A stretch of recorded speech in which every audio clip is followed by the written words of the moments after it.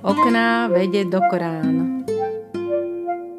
Pred mnohými a mnohými rokmi, nevieme to presne, ale bolo ich určite viac ako 100 000, sa na Zemi medzi ľudskými pokoleniami objavil celkom nový druh, ktorému omnoho neskôr dali sami jeho členovia meno Homo sapiens, človek rozumný.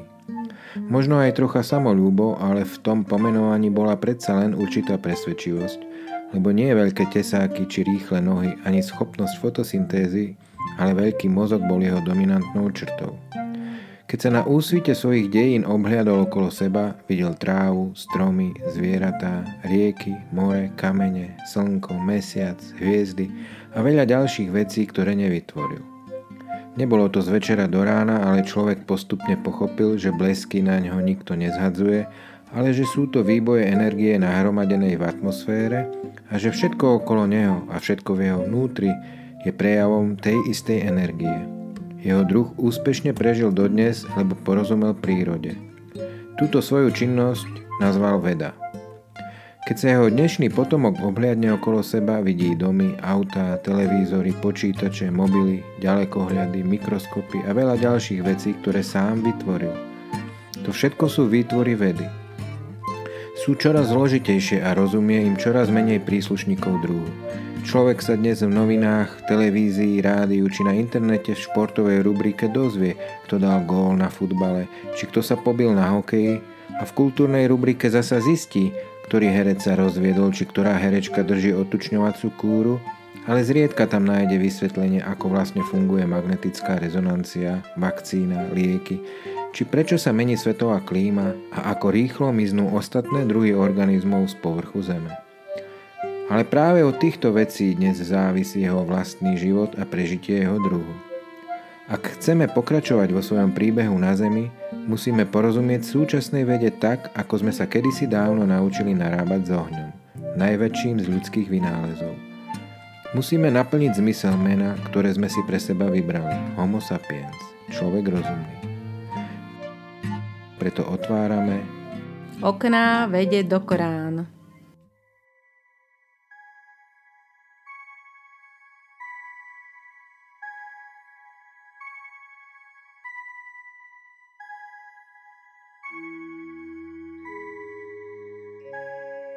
Minulú jeseň na dušičky vyšla nová pieseň Beatles s názvom Now and Then. Tá pieseň však nie je v skutočnosti až taká nová. Pár rokov po rozpade kapely ju zložil John Lennon, keď trávil čas doma so svojím synom Seanom. Je tomu už bezmála 50 rokov. Kazetu s touto pesničkou 14 rokov po jeho smrti našla Lennonova manželka Yoko Ono. Okrem Now and Then na nej boli ešte dve ďalšie piesne, Real Love a Free as a Bird. Tie boli nahrané v celkom dobrej kvalite a tak sa George Harrison, Ringo Starr a Paul McCartney rozhodli demo nahrávky upraviť a vydať ich ako súčasť veľkého balíku platní, CD-čiek, kaziet, videí, kníh a plagátov, ktorý vtedy pod názvom Anthology pripravovali. Aj s piesňou Now and Then chceli spraviť to isté. Nebolo to však možné. Kvalita záznamu nebola dobrá a im sa nepodarilo oddeliť Johnov hlas od sprievodného klavíru.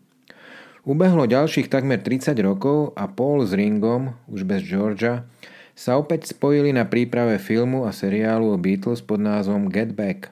O generáciu mladší režisér Peter Jackson, ktorý sa narodil v čase, keď začínajúci a neznámi Beatles ešte koncertovali v hamburských kluboch, ich upozornil na počítačové algoritmy umelej inteligencie. Po anglicky sa to povie Artificial Intelligence, skrátka AI. No a tie sú založené na strojovom učení sa, po anglicky Deep Learning.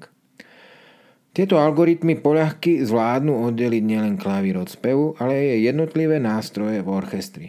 K pesničke Now and Then sa teda vrátili. Paul McCartney nahral novú basovú linku, Ringo Starr dodal bicie, pridali gitaru, ktorú v 90. rokoch 20. storočia vymyslel George Harrison, a Giles Martin, syn producenta Beatles Georgea Martina, sa postaral o sláčiky. No a AI, Artificial Intelligence, umelá inteligencia, vytiahla a vyčistila spev Johna Lennona z magnetofónového záznamu nahraného v 70. rokoch 20. storočia a pomohla tak vytvoriť pre nás, pre fanúšikov Beatles, ódu na radosť.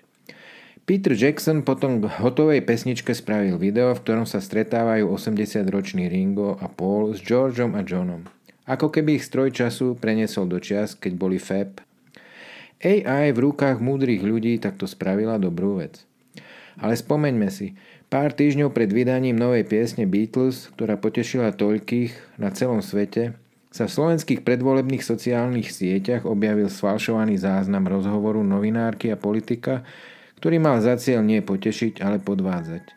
Namiesto učenia sa klamstvo, po anglicky deepfake.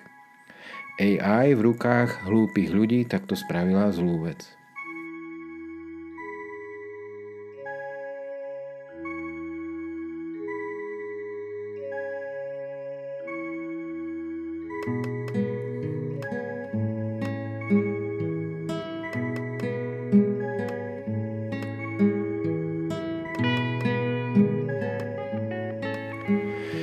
S výdobytkami ľudskej vedy a techniky je to teda ošemetné. Veda je ako nôž. Chirurg aj vrah ho použijú po svojom. Povedal Werner von Braun. Kým ide o nôž, v nebezpečenstve je jeden človek. Keď však ide o nástroje, ktoré môžu v okamihu pripraviť o život alebo životné prostredie milióny ľudí, máme problém všetci. Konštruktér rakiet von Braun vedel presne, o čom hovorí. Jeho vynálezy pomohli ľuďom dostať sa na mesiac, ale aj do hrobu. Problém je tým väčší, čím dokonalejšie nástroje sa dostanú do rúk čím väčších hlupákov. Na tento problém, ktorý si mnohí neuvedomujú ešte ani dnes, upozorňoval americký astronóm a popularizátor vedy Carl Sagan už pred polstoročím. Povedal: Kamkoľvek sa pozrieme, na televíziu, potraviny, skrátka všade vidíme výdobytky vedy. Žijeme v spoločnosti úplne závislej na technológiách, ale zároveň tej vede a technike, ktorá je za tým, nerozumie takmer nikto. To je jasný recept na katastrofu.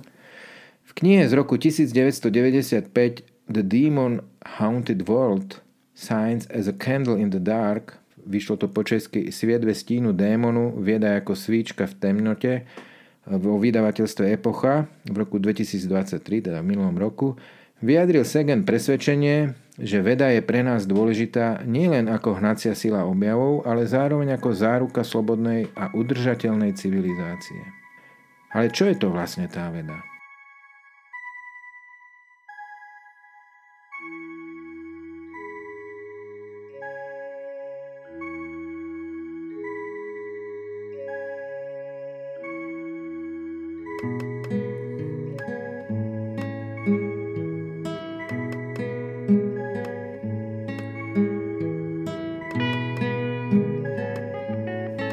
Pred mnohými a mnohými rokmi, nevieme to presne, ale bolo ich určite viac ako 100 000, sa na Zemi medzi ľudskými pokoleniami objavil celkom nový druh, ktorému omnoho neskôr dali sami jeho členovia meno Homo sapiens, človek rozumný.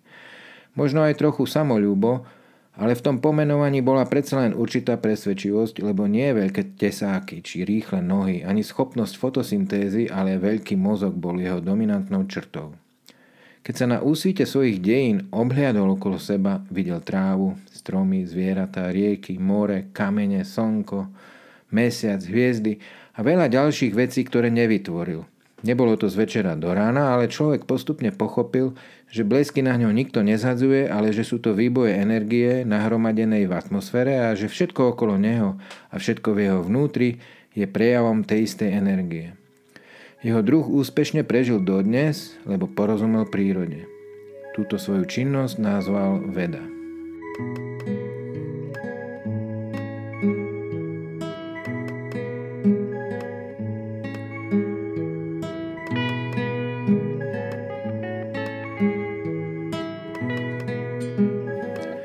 Keď sa jeho dnešný potomok obhliadne okolo seba, vidí domy, autá, televízory, počítače, mobily, ďalekohľady, mikroskopy a veľa ďalších vecí, ktoré sám vytvoril. To všetko sú výtvory vedy. Sú čoraz zložitejšie a rozumie im čoraz menej príslušníkov druhu, ako povedal Carl Sagan. Človek sa dnes v novinách, televízii, rádiu či na internete v športovej rubrike dozvie, kto dal gól vo futbale či kto sa pobil na hokeji, a v kultúrnej rubrike zasa zistí, ktorý herec sa rozviedol, či ktorá herečka drží odtučňovaciu kúru. ale zriedka tam nájde vysvetlenie, ako vlastne funguje napríklad magnetická rezonancia, či vakcína alebo lieky, či prečo sa mení svetová klíma a ako rýchlo miznú ostatné druhy organizmov z povrchu Zeme. Ale práve od týchto vecí, nie od športu a showbiznisu, dnes závisí život človeka a prežitie jeho druhu.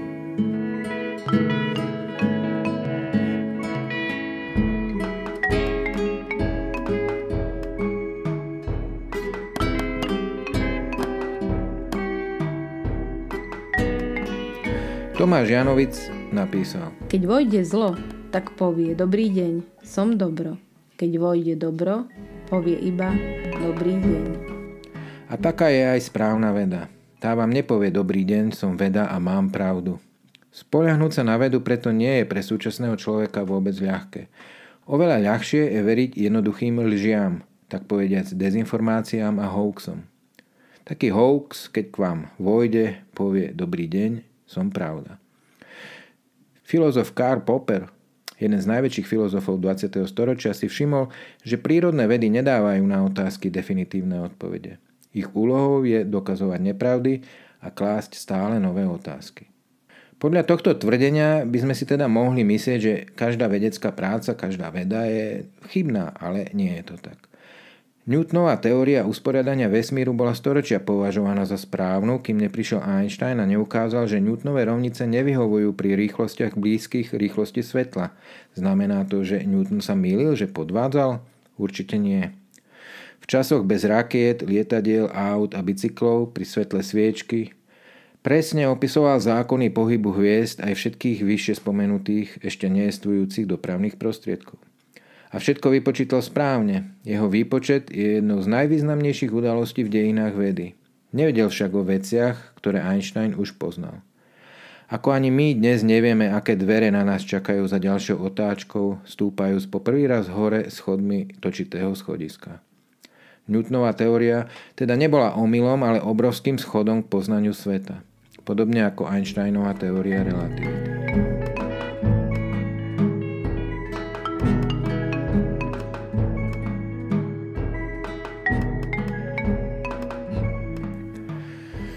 Múdrosť vedy nás môže zachrániť, ale aby to dokázala, musí najprv vyhrať preteky s hlúposťou. A to nie je v dnešnom svete samozrejmosť. Nie len na Slovensku. Príklad z nedávnej minulosti. Vypukla pandémia a pacienti umierali na následky vírusovej infekcie dennodenne po tisíckach. Vedci na našu záchranu vyvinuli vakcínu. Pochopiť princípy jej účinku prevyšovalo schopnosti bežných ľudí. To však veľkú časť obyvateľstva nemotivovalo k štúdiu, naopak. Mnohí si veľmi rýchlo osvojili klamstvá a nezmysly šírené prostredníctvom internetu. Tomu sa totiž dalo porozumieť bez väčšej námahy. Preto bolo obetí o mnoho viac. Okrem biologického patogénu totiž zabíjala aj patogén informačný, teda skôr dezinformačný. Z tejto pandémie sme sa napokon dostali. Určite však prídu ďalšie, aj oveľa horšie ako bol COVID, a naša nevôľa učiť sa, po anglicky learn, v kombinácii s našim sklonom nechať sa klamať, po anglicky fake, nás opäť budú zabíjať. Iný príklad, tentoraz z dávnejšej histórie. Potrebovali sme sa zahriať, vedci vynašli oheň. Trvalo to dlho a aj bežní spotrebitelia nakoniec pochopili, ako oheň funguje a aké výhody im poskytuje. Postupne sa však dostavil problém so škodlivými splodinami, skleníkovými plynmi a s tým súvisiacim globálnym otepľovaním. Veda má riešenie využívať energiu z jadrových elektrární a obnoviteľných zdrojov, vodnú, slnečnú, veternú a zvlášť geotermálnu, ktorá má obrovský potenciál ako zdroj čistej energie. Orientovať sa v tom si však vyžaduje vyššie mentálne zručnosti, ako vedieť, že drevo horí. A tak pre istotu stále stláčame pedál fosílnych palív, v atmosfére neustále rastie koncentrácia skleníkových plynov a Zem sa naďalej nebezpečne otepľuje. Alebo ďalší príklad. V jednej chvíli nás bolo na Zemi akosi priveľa a potrebovali sme viac jedla. Vedci prišli s poľnohospodárstvom. Nebolo to zo dňa na deň, ale relatívne rýchlo sme si zvykli na čerstvé mliečko každé ráno a burger k tomu. Postupom času nám však zemská pôda prestala stačiť na nasýtenie, lesy museli ustúpiť dobytku, čo takisto výrazne zhoršuje klimatickú krízu.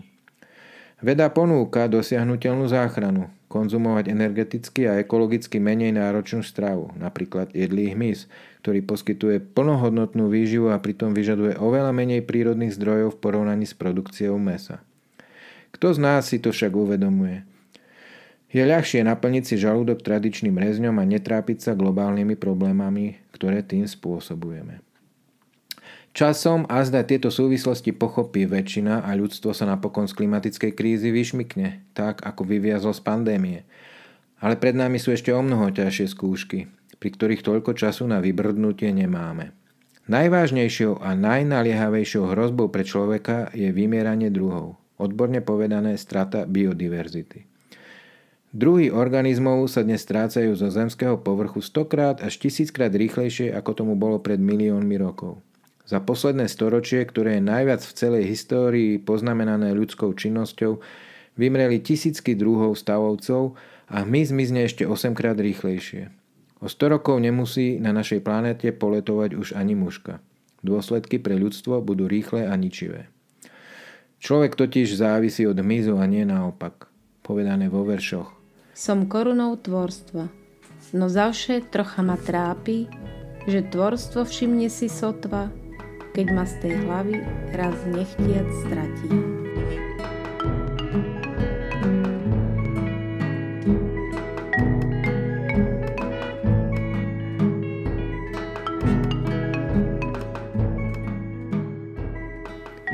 Vedecké pozorovania jasne ukazujú, že dochádza ku kolapsu biodiverzity zatiaľ na regionálnej, ale čoskoro už aj na globálnej úrovni. Vieme o tom aj vďaka spomínanej umelej inteligencii, AI. Vedci ju používajú na analýzu obrovského množstva údajov, monitorovanie ekosystémov, sledovanie trendov, na identifikáciu ohrozených druhov a modelovanie postupov pre ich záchranu. Nedávno vyšiel článok v slávnom časopise Nature Communications, v ktorom vedci popisujú, ako nahrávali zvuky tropického pralesa v Ekvádore na rôznych miestach, v ťažbou nedotknutých oblastiach lesa, na rúbaniskách, aj na mladých porastoch, aby potom tieto nahrávky analyzovali pomocou AI. Počítačový algoritmus nazývaný konvolučná neurónová sieť, alebo CNN, dokázal zo zvukových záznamov vybrať spev kriticky ohrozených tropických vtákov. A takú istú prácu vykonáva AI pre záchranu šupinavcov v Ugande, goril v Gabone či orangutanov v Malajzii. Nahrávať zvuky pralesa a potom z neho vybrať hlasy jednotlivých vtákov? Veď je to vlastne to isté, čo AI urobila s Lennonovou nahrávkou. V jednom prípade urobila radosť fanúšikom Beatles, v druhom pomáha zachrániť životné prostredie na Zemi a tým pádom životy pozemšťanov. Ale bude ľudstvo ako také vedieť narábať s AI tak užitočne, ako to dnes dokáže pár odborníkov? Či nie je v porovnaní s digitálnymi algoritmami konvolučných sietí pre obyčajného človeka oveľa ľahšie používať strelnú zbraň? Či nie je jednoduchšie uloviť samotného tukana, ako loviť jeho hlas z meteže zvukov kvôli jeho a našej záchrane? A napokon môžeme si povedať spolu s bežným používateľom, keď už máme tú, ako ju to len, tú umelú inteligenciu, prečo ju nepoužiť radšej na sfalšovanie hlasu môjho politického protivníka? Je to predsa ľahšie a pre mňa v tejto chvíli potrebnejšie ako zachraňovať vtáky, ktoré ani nepoznám. Stačí len, ak mi niekto ukáže, ktorý treba stlačiť gombík.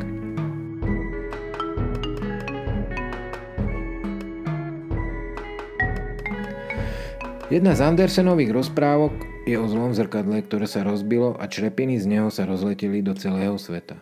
Komu takýto úlomok spadol do oka, videl okolo seba iba zlé veci. A takým sa aj sám stal. Klamstvá, dezinformácia a hlúposť sú takými črepinami. Existuje však aj dobré zrkadlo, ktoré robí svet lepším miestom na život. Veda, ktorá sa snaží zachraňovať naše životy a našu planétu, je kúskom z neho. Pesničky Beatles, ktoré nám robia radosť, ďalším kúskom. A takýchto kúsočkov je veľa. To prvé zrkadlo je primitívne, každý mu bez väčších ťažkostí rýchlo porozumie. Pochopiť to druhé si vyžaduje používať rozum, podľa ktorého mimochodom sme pomenovali náš vlastný druh. Osudy našej civilizácie sa podobajú na príbehy bájneho národa Nartov. Narti boli podobne ako my bohatieri mocných pažerákov. Nezľakli sa ničoho a nikoho na svete a hoci mali svojich bohov, ani tých sa nebáli. Z každej skúšky našli východisko. My sa tiež z každej šlamastiky dostaneme do času. A vďaka vede. Tej však takmer nikto nerozumie. Preto aj skončíme ako nárti. Ako? Nuž takto. Sami si vykopali hrob a sami sa do ňoho uložili. Ak nechceme dopadnúť ako nárti a ak chceme pokračovať vo svojom príbehu na Zemi, musíme porozumieť súčasnej vede tak, ako sme sa kedysi dávno naučili narábať s ohňom. Najväčším z ľudských vynálezov. Musíme naplniť zmysel mena, ktoré sme si pre seba vybrali. Homo sapiens. Človek rozumný. Okná vede do Korána.